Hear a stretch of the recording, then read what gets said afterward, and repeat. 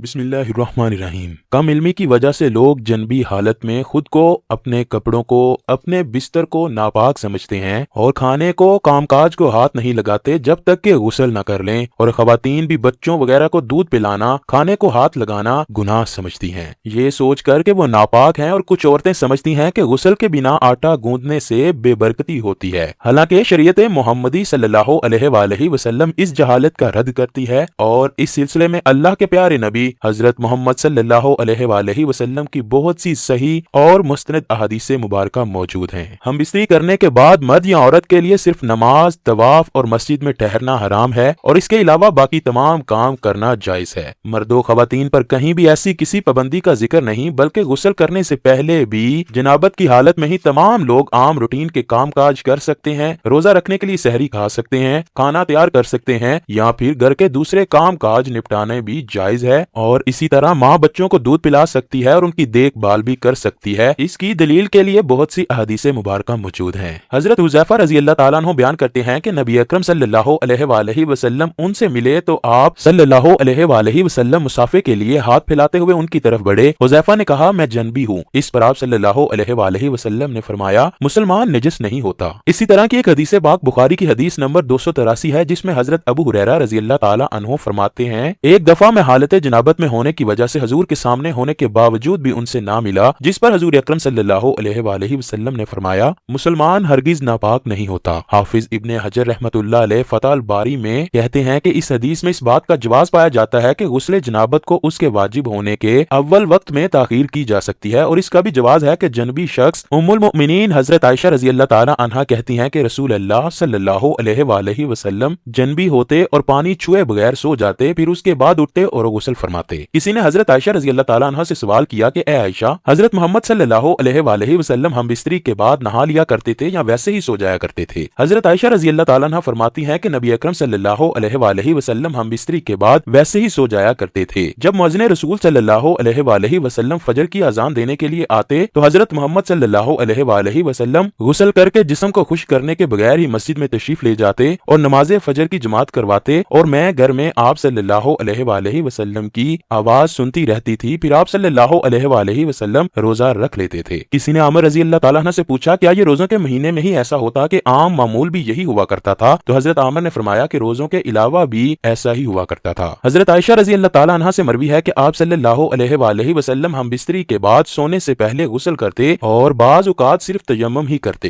روایت ہے کہ رسول اللہ صلی اللہ علیہ وآلہ وسلم جنابت کی حالت میں سو لیا کرتے تھے۔ حضرت عائشہ رضی اللہ تعالیٰ عنہ فرماتی ہیں کہ آپ صلی اللہ علیہ وآلہ وسلم جنابت کی حالت میں شرمگاہ کو دھوتے اور پھر نماز جیسا وضو کرتے۔ رسول اللہ صلی اللہ علیہ وآلہ وسلم نے حضرت عمر سے سونے سے پہلے وضو کرنے اور اپنی شرمگاہ کو دھونے کا حکم دیا تھا۔ حضرت عائشہ رضی اللہ تعالیٰ عنہ فرماتی ہیں کہ رسول اللہ صلی اللہ علیہ وآلہ وسلم بعض اوقات غسل کر کے سوتے اور بعض دفعہ حالت جنابت میں ہی وضو کر کے سو جایا کرتے۔ ناظرین گرامی، افضل یہی ہے کہ جنابت کے بعد جتنی جلدی ہو غسل کر لیا جائے، کیونکہ ایسا نہ ہو کہ کہیں غسل کرنا بھول ہی نہ جائیں۔ کھانے پینے، سونے اور عورتیں بچوں کو دودھ پلانے سے پہلے جنابت کی حالت میں وضو کر لیں تو یہ افضل ہے۔ ناظرین گرامی، یہ یاد رہے کہ یہ وضو کرنا بھی واجب نہیں، لیکن وضو کرنا اور شرمگاہ کو دھو لینا مستحب ہے۔ حضرت عائشہ رضی اللہ تعالی عنہا بیان کرتی ہیں کہ نبی کریم صلی اللہ علیہ وآلہ وسلم اگر جنبی حالت میں کھانا یا سونا چاہتے تو نماز کی طرح وضو کر لیتے۔ وضو کرنا اس لیے بھی افضل ہے کہ نبی کریم صلی اللہ علیہ وآلہ وسلم نے فرمایا، 3 لوگوں کے پاس رحمت کے فرشتے نہیں آتے، کافر کی لاش اور خلوق خوشبو لگانے والا اور جنبی شخص، جب تک کہ وہ وضو نہ کر لے۔ اللہ تعالیٰ سے دعا ہے کہ اللہ تعالیٰ ہمیں دین اسلام کے مطابق زندگی بسر کرنے کی توفیق عطا فرمائے۔ کمنٹ سیکشن میں آمین لکھنا مت بھولیے گا۔